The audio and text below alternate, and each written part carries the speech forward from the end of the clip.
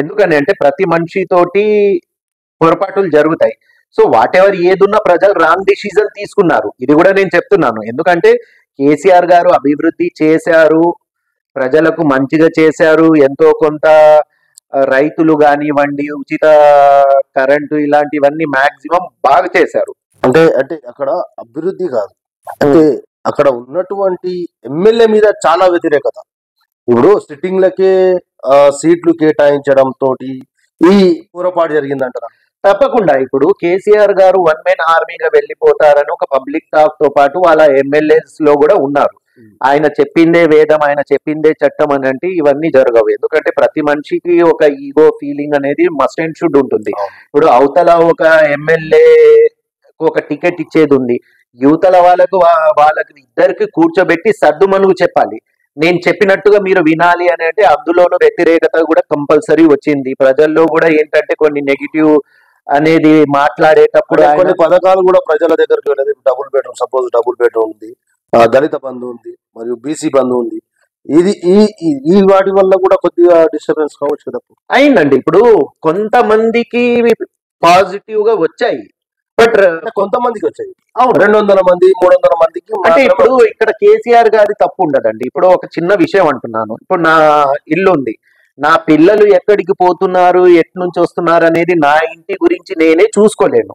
ఒక రాష్ట్రానికి ముఖ్యమంత్రి ఉన్నప్పుడు ఒక వార్డ్ మెంబర్ నుంచి, సర్పంచ్ నుంచి, కార్పొరేటర్, ఎమ్మెల్యే, ఎంపీ, మంత్రి, సీఎం దానికంటే స్టెప్ బై స్టెప్ ఏ ఏరియాలో ఏం జరుగుతుంది, ఎవరికి పథకాలు వస్తా లేవు రావట్లేవు అనేది వీళ్ళు చిన్న అంటే కింది స్థాయి చూసుకొని పై స్థాయి దాకా వచ్చి ఆయన దాకా రిపోర్ట్ పోతే వారు చూడగలుగుతారు. ఇప్పుడు ఇక్కడ ఏముంది, దొరికింది దోచుకో అన్నట్టుగా, దొరికితే దొంగలు లేకపోతే దొరలు అన్నట్టుగా ఈ విధంగా పరిపాలన జరిగేసి ప్రజలకు ఇచ్చారు అనే విషయం పక్కన పెడితే వాళ్ళ సొంత లబ్ధిదారులకు మాత్రమే చెందిందని ఒక టాక్. ఇంకోటి ఏదైతే లబ్ధిదారులకు అందాల్సిన డబ్బుల్లో కూడా 30% కమిషన్ కూడా చాలా బాగా ప్రజల్లోకి వెళ్ళింది. ఇప్పుడు టిఆర్ఎస్ లో జరిగింది అంతేనండి. ఇప్పుడు ఈ రోజు మల్లారెడ్డి గారి మీద ఎంతో వ్యతిరేకత వచ్చింది, భూ కబ్జాలని అదని ఇదని. ఇప్పుడు వాస్తవంగా అది ఉన్నదా లేదా మాకు తెలియదు. పార్టీలో ఏదైనా రూమర్ వచ్చిందని అంటే దాన్ని పరిష్కరించి పిలిపించి లీడర్లతోటి డిస్కస్ చేసి వాస్తవాలు ఉన్నాయా లేవా, ప్రజలకు నిజంగా వీళ్ళు మోసం చేస్తున్నారా లేదని ఒక ముఖ్యమంత్రి హోదాలో ఉన్నప్పుడు వారికి బాధ్యత ఉంది. సో అది చెయ్యాలి. అంటే మొత్తానికి ముఖ్యమంత్రి ఫెయిల్యూర్ అంటారా? ఫెయిల్యూర్ అని చెప్పానండి. కేసీఆర్ గారు ఫెయిల్యూర్ కాదు. ఒకటైతే నేను చాలా క్లారిటీగా చెప్తున్నాను, ఈ రోజు తెలంగాణ వచ్చింది అని అంటే ప్రజలు సహకరించి ఆయన ఫైట్ చేయడం వల్లే వచ్చింది. ఓకే, సోనియా గాంధీ ఇచ్చింది కదా, ఎలా ఇస్తుందండి? ఇప్పుడు నా వస్తువు అంటే ఇంతమంది బలిదానాలు చేసుకుంటున్నారు కాబట్టి నేను కనకరించి నేను తెలంగాణ ఇస్తున్నాను అనేసి క్లియర్ గా చెప్పారు. ఇంకోటి అప్పట్లో కేసీఆర్ గారు కూడా ఏమన్నారు, నేను పార్టీని కాంగ్రెస్ లోకి విలీనం చేస్తా మీరు తెలంగాణ ఇస్తే అనేసి చెప్పారు. కానీ తర్వాత నెక్స్ట్ అక్కడి నుంచి ఫ్లైట్ ఎక్కి ఇక్కడ రాగానే మాట మార్చేశారు. ఇప్పుడు ఆయన విలీనం చేస్తా అన్నారని కొంతమంది అంటారు, లోపలిపై కాళ్ళు మొక్కారని ఇంకొంతమంది అంటారు. మనం కళ్ళతోటి చూడండి, చెవులతోటి వినండి, ఇవన్నీ రూమర్సా నిజమా అనేది అది పక్కన పెట్టేయండి. బట్ తెలంగాణ విషయంలో సోనియా గాంధీ కనికరించింది అంటే సోనియా గాంధీ తన జేబుల నుంచి ఇచ్చింది కాదు. మా తెలంగాణ మేము కొట్లాడి మేము తెచ్చుకున్నాం, మేము గుంజుకున్నాం. సోనియా గాంధీ ఏమన్నా ఎక్కడి నుంచో తీసుకొచ్చి ఇవ్వలేదు కదా. ఇప్పుడు నాది మొబైల్ ఉంది, నా మొబైల్ గుంజుకొని పక్కోడు వెళ్ళిపోయాడు, నేను కంప్లైంట్ ఇచ్చాను, గొడవ చేశాను, ఫైట్ చేసి నా మొబైల్ నేను తెచ్చుకున్నాను. తెలంగాణ అనేది మా సొత్తు, అది సోనియా గాంధీ కనికరం కాదు, బట్ ఇచ్చారు. అదేంటి వాళ్ళ సంతకం. ఆ ప్లేస్ లో మోడీ గారున్నా ఎవరున్నా అది ఇవ్వవలసి వస్తుంది సమయం వచ్చినప్పుడు అనేసి క్లియర్ గా చెప్తున్నారు కదా. ఇంకోటి ఇప్పుడు గతంలో మనం చూసుకున్నట్టయితే ముఖ్యమంత్రి సెక్రటరియట్ కట్టించినప్పుడు మాజీ ముఖ్యమంత్రి కేసీఆర్ రేవంత్ రెడ్డిని లోపల రానియలే. ఈరోజు అదే ప్రజలు రేవంత్ రెడ్డినే సెక్రటరియట్ లోకి పంపించారు. ఇప్పుడు ఒకటండి, టిఆర్ఎస్ లో చేసిన కొన్ని తప్పులు ఏంటంటే రేవంత్ రెడ్డి గారి కూతురు పెళ్లికి కూడా బెయిల్ ఇవ్వకుండా చేయడం అది తప్పు ఒకటి. ఎందుకని అంటే కొన్ని విషయాల్లో మన చేతిలో అధికారం ఉందని అవతలోని మరి పాతాళంలో తొక్కేయడం అనేది తప్పు. రెండోది, అప్పట్లో రేవంత్ రెడ్డి గారు సూసైడ్ చేసుకోవడానికి కూడా ప్రయత్నం చేశారు. సో ఇవన్నీ ఏంటంటే పడ్డోడు ఎప్పుడు చెడ్డోడు కాదు.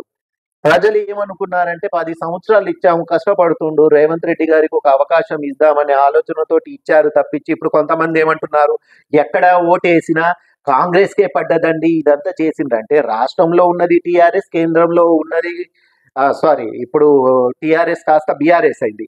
రాష్ట్రంలో ఉన్నది బీఆర్ఎస్, కేంద్రంలో ఉన్నది బీజేపీ. అది ఎలా పాసిబుల్ అవుద్ది? అది ఫేక్.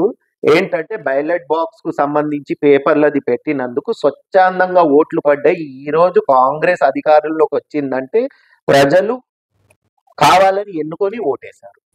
అది రాంగ్. ఎందుకని అంటే మనం ఉన్నది ఉన్నట్టుగా మాట్లాడాలి. ఇంకోటి మనం చూసుకున్నట్టయితే ప్రగతి భవన్ ఆ, ఆ, గోడలు బద్దలు కొడతానని చెప్పారు.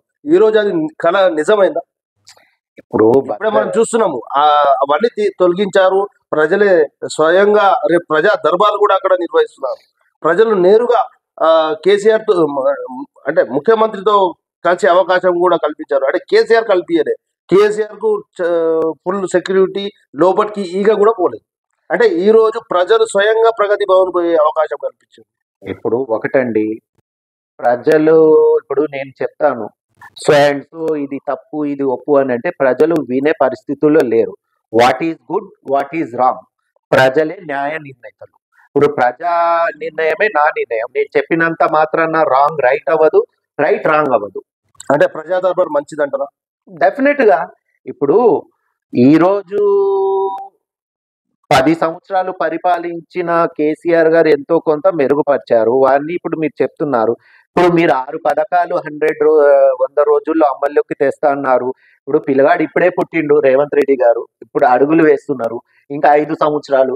ఇప్పుడు వారు చెప్పిన పథకాలు ఎంత మట్టుకు అమల్లోకి తెస్తారా అనేది వేచి చూడాలి కదా. ఇప్పుడు రేవంత్ రెడ్డి గారు ఇప్పుడు ఒకటి బాగా మీరు మైండ్ లో ఫిక్స్ చేసుకునేది ఒకటి ఏంటంటే, మీ చుట్టూ ఎవ్వడు మీ దోస్తు కాదు. ప్రతి ఒక్కడు మీ పార్టీలోనే మీకు శత్రువులు.